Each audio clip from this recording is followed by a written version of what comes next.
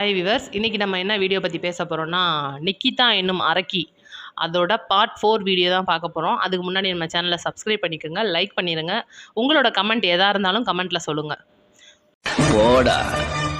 ஆண்டவனே நம்ம பக்கம் இருக்கு.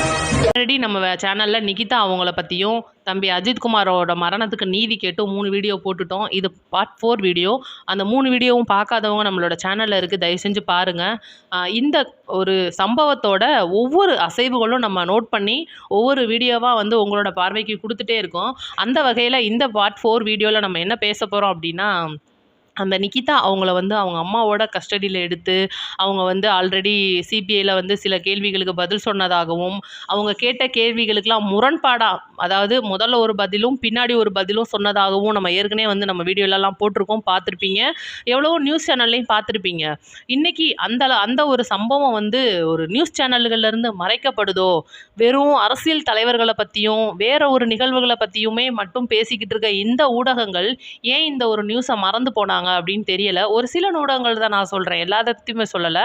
2வது, இந்த அம்மா வந்து அவ்வளோ பெரிய வந்து ஒரு அப்பா டக்கரா அப்படின்னு கேட்குற மாதிரி தான் இருக்குது. ஏன்னா அவங்க சொன்ன ஒரு வார்த்தைக்கு இன்றைக்கி ஒரு உயிர் போயிருக்கு. அந்த உயிர் போனதுக்கான ஒரு மரியாதை யார் கொடுத்த மாதிரி எனக்கு தெரியலை. எந்தெந்த அரசியல் தலைவர்களும் வர்றாங்க பேசுகிறாங்கன்றத ஒரு பக்கம் இருந்தாலும், ஏதோ ஒரு காட்டுக்குள்ளே வந்து அவங்களுக்கு ஒரு வீடு கொடுத்துருக்கோம், இடம் கொடுத்துருக்கோன்னு சொல்கிறாங்க. அது எந்த வகையிலையும் சரியாக ஆகாது. எப்படியா இருந்தாலும் இழந்த உயிர் திரும்ப மீண்டு வரப்போகிறதில்ல. சரி, இந்த உயிருக்கான நீதியாவது கிடைக்கும் அப்படின்னு பார்த்தோம் அப்படின்னா கேள்விக்குறியாக தான் இருக்குது. ஏன்னா இன்றைக்கி சிபிசிஐடியில் இருக்கிற 6 காவல்துறையினரில் ஒருத்தர், அந்த ராமச்சந்திரன் அப்படின்ற ஒருத்தர் வந்து அப்ரூவராக மாறி இருக்காருன்னாகவும், அவங்க வந்து சில சாட்சியாக மாறி சில உண்மைகளை சொல்கிறதாகவும் வந்து அவங்களோட அந்த பதில் வந்து ரொம்ப பெரிய ஒரு மாற்றத்தை இந்த கேஸில் கொடுக்குது அப்படின்னு சொல்லி நம்ம நியூஸில் பார்த்துருப்போம். ஏன் இது வந்து இவ்வளோ நாளுக்கு கழித்து ஒரு விசாரணையில் தான் உங்களுக்கு தெரிய வருதான்ற ஒரு கேள்விக்குறி வருது. ஏன்னா நடந்த சம்பவத்தை பற்றி அவங்க ஊர்க்காரங்க, கூட இருந்தவங்க, பக்கத்தில் பார்த்தவங்க, அந்த பையன் அடி வாங்குறத கண் கொண்டு பார்த்த அவங்களோட உறவினர்கள் அவ்வளோ பேரும் சொல்லியிருப்பாங்க. அந்த பையன் கதற ஊரே கேட்டிருக்கு அப்படின்னு தான் சொல்லணும். அப்படி இருக்கும்போது இவ்வளோ தூரம் வந்து இவ்வளோ நடந்த ஒரு சம்பவம் வந்து ஒரு ரொம்பவே மனசு வலிக்க தான் செய்யுது நமக்கு.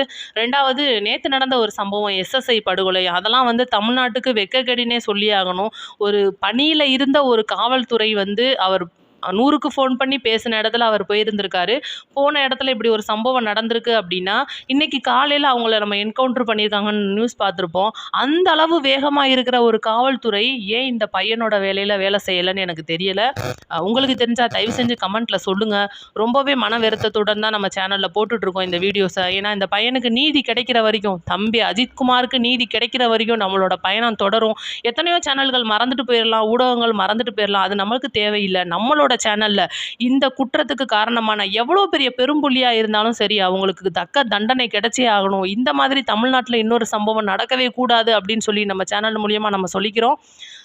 உங்களோட வழிகள், உங்களோட கமெண்ட்டுகள் எல்லாத்தையும் நான் பார்த்துருக்கேன். அந்த வீடியோஸ்லாம் நீங்கள் போட்டிருந்தீங்க.